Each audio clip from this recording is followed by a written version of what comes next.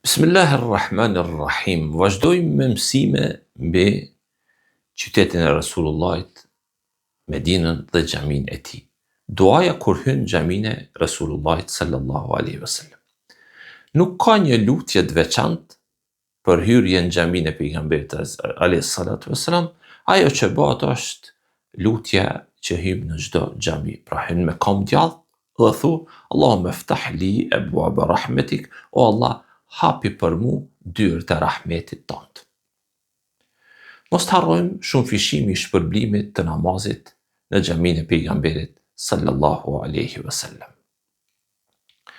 Namazi në xhamin e Resulullahit sallallahu alaihi wasallam është më i mirë se 1000 namaze në çdo vend tjetër përveç sa xhamisë haremit, pra Ka'bes.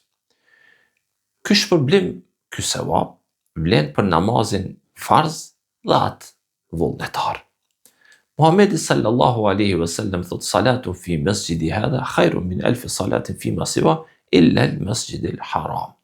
Namazi në xhamin teme është më i mirë se 1000 namaze në çdo vend tjetër, përveç xhamisë së haremit, pra Ka'bes. Si thënë, kjo pra përfshin gjitha llojet e namazit, si farzin, ashtu edhe nafilen. Çfarë bësh përveç namazit në xhamin e pejgamberit sallallahu alaihi wasallam? Përdore kohën për namaze vullnetare kur nuk është koha e qirahetit, koha e ndalume për me fal namaz vullnetar. Pastaj mëso Kur'an, lexo Kur'an, bëj lutjet e mëngjesit, mbrëmjes, dhikrin, kërko falje, istikfar, lutju Allahut azza wa jall për hallën, nevojat, kërkesat tua, shtrojat Allahut azza wa jall në xhamin e Resulullahit. Pastaj merr pjesë mësime dhe shpjegime të ndryshme që mohen nga hoxhallar, dietar eminent në xhamin e Resulullahit sallallahu alaihi wasallam. Pra, kujdesu që çdo sekond ta shfrytëzosh në itaatin, knatësinë e Allahut azza wa jall. Kujdes mos e ngrit zonin xhamin e Resulullahit.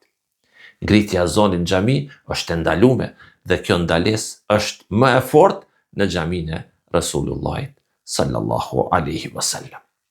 Lutja duaja kur del prej xhamisë së Resulullahit nuk ka ndonjë dua të veçantë enkas për xhamin e Resulullahit, por dalja bëhet nga xhamia e Resulullahit me duat përgjithshme që na ka mësuar Resulullahi sallallahu alaihi wasallam.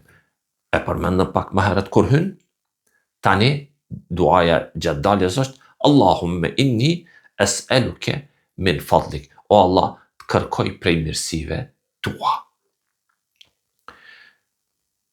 Vizitoje varrin e Resulullahit sallallahu alaihi wasallam dhe shokëve të tij. Si vizitohet varri i Resulullahit sallallahu alaihi wasallam dhe i shokëve të tij? Ja pra hapat në vijim. Vizitori ti afrohesh te varri i Resulullahit. Dhe aty janë dy varret e shokëve të Resulullahit, pra Abu Bekrit dhe Omerit radiallahu anhu, që i bjen nga ana jugore e dhomës së pejgamberit alayhi salatu wassalam. Qëndron duke e kthy korrizin shpinën ka kibla dhe ftyrën ka varri i Resulullahit dhe thu Esselamu alejke juhen nebiju wa rahmetullahi wa barakatuh. Selami mbi ty o pejgamber dhe mëshira dhe bekimet e Allahut qofshin mbi ty, pra i jep selam Resulullahit. Pastaj hec edhe një hap djathtas je pran varrit të Abu Bekrit radiallahu anhu dhe i thu Esselamu alejke ja Abu Bekr wa rahmetullahi wa barakatuh. Selami mbi ty o Abu Bekr dhe rahmeti dhe bereqeti Allahut po ashtu. Pastaj hec edhe një hap tjetër drejt djathtas, je pran varrit të Omerit radiallahu anhu dhe i thu Esselamu alejke ja Omer wa rahmetullahi wa barakatuh. Selami mbi ty Omer dhe rahmeti dhe bekimet e Allahut. Pra kjo ishte mënyra si shokët e pejgamberit, sahabët e pejgamberit alayhi salatu wasalam i jepnin selam Resulullahit pran varrit të tij, Abu Bekrit dhe Omerit kështu me radhë. Pra duhet me pas parasysh gjatë vizitës ndalohet ndalohen zonat e lartë, gjatë përshëndet, gjatë selamit të varri i pejgamberit alayhis salatu wassalam. Ibn Kathiri dhe dietarët tjerë thonë se është e papëlqyeshme të flitet me Zot lart pranë varrit të tij, ashtu si ishte e papëlqyeshme edhe gjatë jetës së tij. Këto ishin disa udhëzime për ju vizitorë të nderuar e umregji, duke qenë në Medinë, në xhaminë e Resulullahit dhe duke vizitu pastaj edhe varrin e tij.